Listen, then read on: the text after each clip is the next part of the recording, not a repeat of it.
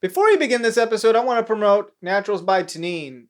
It's natural soap, handmade. If you have this sort of icky feeling knowing that you're using regular soap, I still use regular soap, but I always know that the soap that I'm using ain't good for your skin because it's all made by whatchamadoodles all over it. Chemicals and stuff. If you want to feel comfortable again, look no further than Naturals by Tanine. All natural. I had something on my finger for a while, never went away until I started using her soap. After I started using her soap, it went away. So yeah, if you rather know that you're putting natural things on your skin, like this soap, then look no further than Naturals by Tanine. Just go to naturalsbytanine.com. She has other things besides soaps, which are natural stuff as well. But yeah, I would definitely check her website out if you want natural stuff, natural soap. Then all this processed stuff, I would say it's better than the soap that you buy from the stores anyway. But yeah, check out her stuff. Now, I am going to go record a review with my friend. And clones, please don't make a mess while I'm gone or don't cause any trouble. Past several times, you always caused messes. Anyways, I'm going to go. Alright, well, clone number one, I guess we're gonna have to just stay low and just not mess around. Clone number one.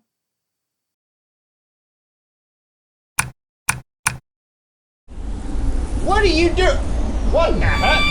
Whoa! Who are you guys? Where's Mama and Papa? What? Get back here! Hello, and welcome to a new anime review episode. Today, I have my friend here, Matt. Hello? Today, we're going to be reviewing Spy Family. It's more of the new modern animes that have come out in the past few years. And I actually had to rush this show just so I could watch the movie that came out. And what do we think about both the show and the movie? Well, that's why you're here today, reviewing it for y'all. Coco. Seems she's holed up in there. Yeah, well, she's just pouting a little.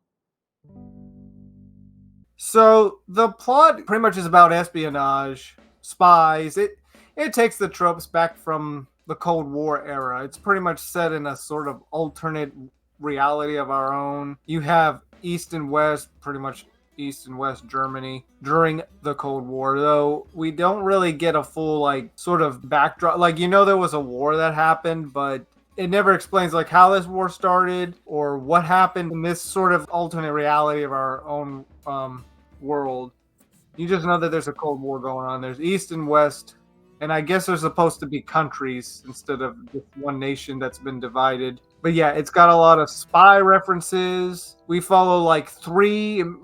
Well, would you say maybe 4 if you count the dog? 4. Okay, yeah. 5 so we if you count her brother. Yeah, we'll get to him in a sec. So we have Anya, a girl that is an orphan, but she has the ability to read people's minds. You have Lloyd, who is a spy. Lloyd is from Westalis. And then you have Yor, who lives in Ostania. Yor is an assassin who goes around carrying out dirty deeds. Lloyd has a mission to infiltrate Ostania to get information, and you pretty much gather intel, and especially from this one politician. But in order to do so, he has to build a family. So he ends up meeting this woman, Yor, who is the assassin, that could become his wife, and then Anya he adopts to become the daughter. And then later down the road they get a dog. And pretty much the plot is just you see their crazy days during the Cold War, or a fictional version of the Cold War. Well, as Lloyd is in enemy territory and trying to, get closer to this political figure, while on top of that doing missions, and Yor is doing assassinations. And the only person that knows their secrets is Anya, because she has the ability to read their minds. Whatever they think,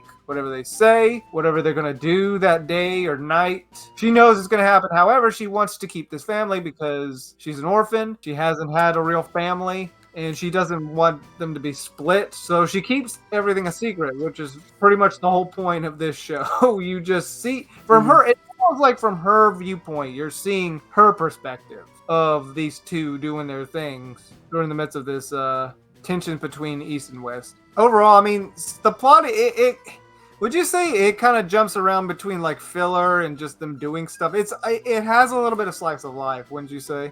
It's more slice of life than spy stuff because you follow Anya with her whole school and the stuff with the dog. I'm referring to like the last, like, what was it, 5-6 episodes of the first season where it's all filler. Well, You know, they yeah. have the whole sports festival thing that I think was in the manga, but it doesn't really connect with anything. It's just her trying to get one of those stars. Yeah, so part of the thing is, he wants Anya to get these stars to become. Isn't it also to kind of get closer to the political guy? I thought that was one of the goals. And he also wants Anya's not very good at school.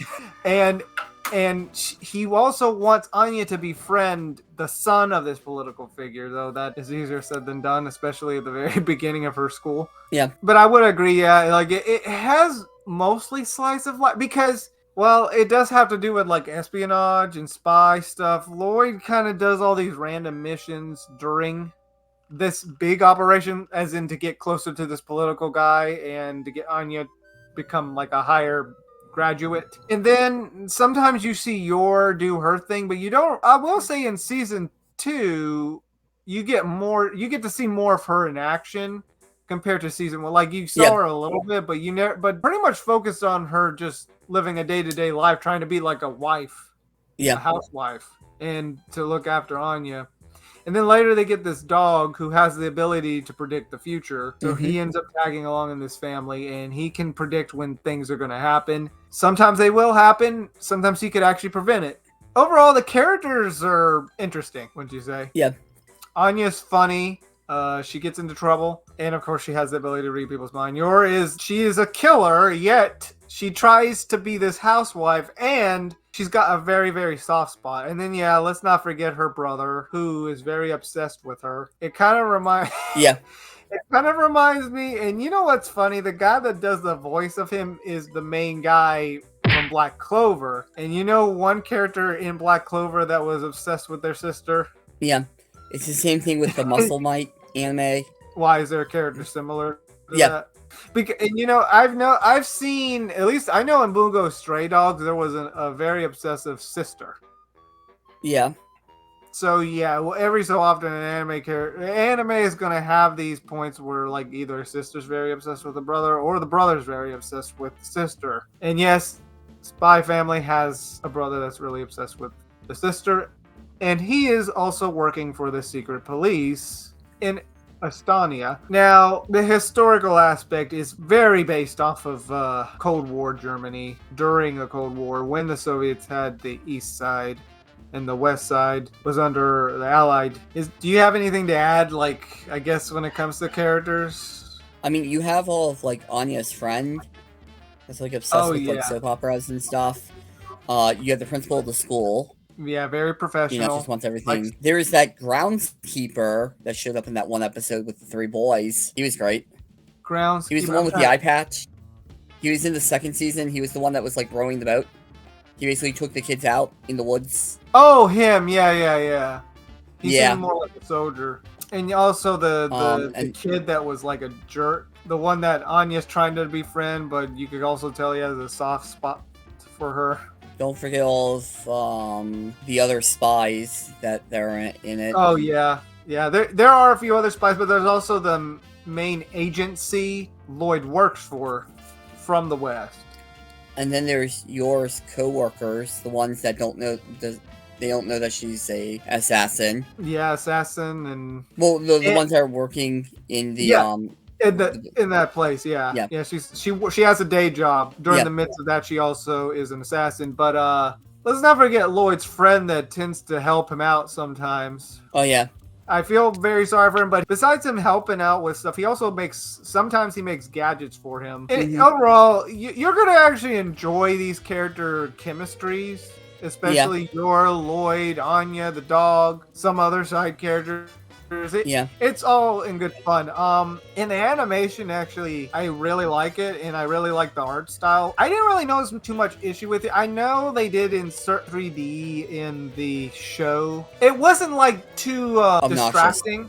Yeah, Yeah. obnoxious like some other animes have tried to do. Like Tokyo Ghoul, I remember it was really obvious. So overall, the animation's actually not bad. Now, I do want to say this about the show. It's kind of this. It's like Blood Blockade Battlefront. You kind of have to turn off your mind and just realize it's anime because most of the stuff that happens in here is really unrealistic. Like jumping from a high rooftop. That's one thing. But let's not forget when Yor can do these crazy things and then also get hurt by a car but keep moving. I mean, it's the way that she got hit by the car. You can still do you get But hit by in- a car. Yeah, but If you angle yourself just right, same with jumping off a high building. If you roll, you're fine. but still, like, okay, well, still in real life that would, I don't know how that would not work well. So I'm just saying, there are certain things about the show that They, does come off like a little unrealistic, but probably the main thing I do have a little gripe with is probably the whole disguises that Lloyd can do. Now, I know Mission Impossible does it, but you see the process. And here, it kind of reminded me of the Lupin series. You know how he could just yeah. he can just make this mask and mimic the voice, but then take it off. My issue with Lupin is that always felt cartoony. In here, somewhat, not to the extent as Lupin, but it's making you question. Well, how is he able to do that real fast? Especially if this is set like what in the 70s. He puts the mask on, and then the mask is built like the other person's face. But how is he able to make it? They Like give it in to Mission him. Impossible, The spy group gives it to him. He just knows, and then he has like all the stuff. He's like a master of disguise. Yeah, but that's not helping like the explanation part. He's just really good at it. He's trained. It still is an unanswered question. Spy stuff. I know. Yeah. Anyways, that's kind of my one little gripe with it, but overall, I do enjoy the show. Like I have to accept it for what it is. It is kind of like a sit down, have a fun time anime. Mm-hmm. And it is fun. Even if it doesn't have a lot of action to it, I still like the whole chemistry with with the three characters. That's what makes this show shine. Do you have anything to add? Well, I mean, there are 4 characters. The dog Yeah. counts, too. But what are your thoughts with that? I mean, I like the series. I watched it when it first came out. I remember when it was on Hulu and it was subbed only, and then they switched over to dub, and then I watched the dub. The dub, yeah. And Yeah. oh yeah, let's not forget the voice acting is really, really good. Yeah. And I like how the actors that did Anya. Have you ever noticed the points where when she will talk to like a kid, like how a very young kid would talk sometimes, Yeah. to the point where like you couldn't even understand what that she said at points. I think that happened 3 or 4 times. She said something and then they were like, "What do you mean?" But yeah, like, what are your thoughts on the characters and their chemistry? I mean, it works. They're all likable. Anya's great. Mm-hmm. But Yeah. oh, I was just gonna say, yeah, but like that's the show. I mean, I do really like the show. Now the movie is almost like a filler adventure on the side of the show. Now the show, it concludes, but doesn't have a full conclusion. We're still waiting for more of it to progress. However, the movie kind of ties in waiting season, so you have something to enjoy. Now the movie, they go off somewhere and like to make a recipe for the school. Like it's still following that filler aspect, but It's called Phrygius, and Lloyd wants his daughter to get a good grade. Yeah. That's why. however, in doing so, they end up, of course, running into trouble. Now, I will say, the whole time of the series, Lloyd and Yor are keeping their identity secret, like what they do. Now, in the movie, they go and have a fun time. However, when they're on a train at one point, Anya swallows something, and and the thing that she swallows is very important. So it ends up leading them to deal with the military group of Estonia, and a lot of craziness happens. And then you have Anya have a very funny moment in the movie. Yeah. You know what I'm talking about? Yeah. But yeah, they all, huh? Best new character shows up in that scene. Oh, that's You know what I'm talking about. yes, that was probably the most funniest Like, that whole thing with her was the most funniest part of the movie. Yeah. And then in the end, you just find out that thing, like, oh. Yeah. But yeah, it just felt like to me another, like, it just felt to me another filler to it, you know? But you could just insert it in there. It's like maybe it could have been like a whole, like, so season 2 had like a mini arc. Now, I did forget to mention this, but so season 1 had like different things happening, right? Season 2, in the beginning portion, you had something like different things, filler. And then you get to a little mini arc where they're on a ship, which that was fun. Yeah. And then you kind of go back to just regular stuff. And now the movie kind of goes into another adventure. But you could say that could have been just like a split of episodes if they wanted to do it that way. Yeah. Good. Blended in pretty well into a season. However, I still have a gripe with the movie in some aspects because, yes, like I mentioned, the mask thing. And one point he did the mask really quick during a specific scene. And he had it ready. He knew it was going to happen, so he had it ready. Yes. He had it ready.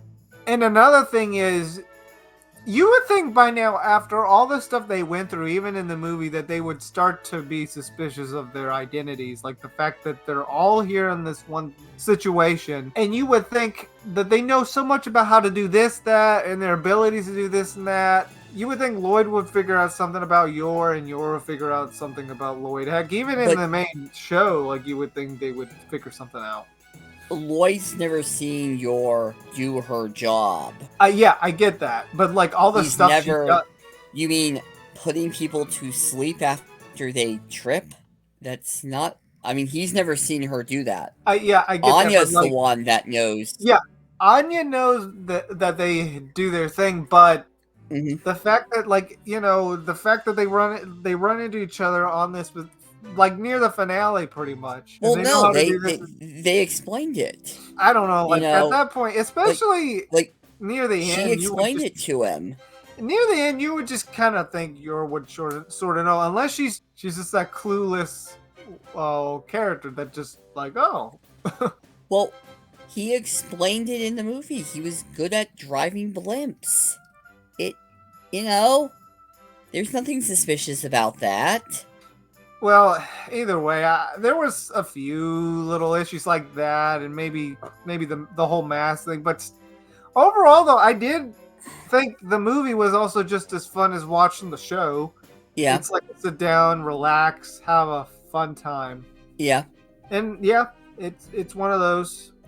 So as for my enjoyment, I would say, like, as a whole for the series, both the show and the film, they're fun to watch. Oh yeah. But like I said, you have to not take it too seriously for some of the crazy stuff that happens in there because it's anime. Anime is anime. Just go into it like how it is and just have fun. Yeah. It may not be for everyone, but if you do kind of like a mixture of slice of life and spy stuff, then this would be one of them. It has a lot of references to James Bond. The fact that there's a character named Bondsman, and then they named the dog Bond. A lot of... And there was like even a scene that literally was a reference to Bond. You know, like when he shoots the thing through the hole. Yeah. In every opening, they literally animated that. Not him shooting, but the figure, the political guy that he's trying to get intel from. And I thought there was some other like reference to spies. I don't know. James Bond is the only thing that's coming to mind. Yeah. Unless maybe was it Lupin that they made a reference to? I'm not sure. They may have. Lupin's very popular over there. Papa, Mama is... She's what? Mama is... Overall, I would say, for my rating, word-wise, it's fun. Yeah. What would you say? I would give it 5 Stellas out of 5. 5 Stellas out of 5. Yeah. And I would say it's fun. Just remember, it's anime. You know, it has its crazy moments, but it's fun. That's all I've got to say about it. Oh, yeah. Well, I hope you enjoyed this episode. If you like what you saw here, you could follow me or subscribe wherever you're watching. Matt here sometimes joins me once in a while for anime because he's more of a, what do you call? He knows his info about anime. Yeah. Everything. Anyways, peace, everybody. Have a good day. Clone number 1, would you stop standing there like an idiot and help me out? You're such an idiot.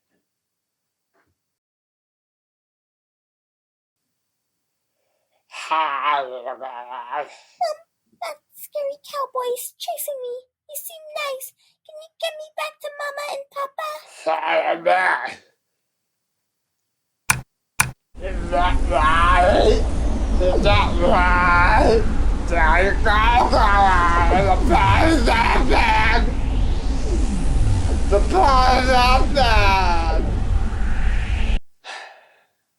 I wasted my whole time trying to look for the girl, and she ends up coming to you, and then you let her back home. What's wrong with your head, clone number 1? I don't get why Arturelia even made you. And clone number 4, you're just standing over there, just. Oh, of course you don't speak English. You know, I'm done for today. I'm done. I'd like to give a shout out to Kathy Cat, who did the voice of Anya in this Pop Culture Talk episode. You can find her channel in the description below and at castingcallclub.com.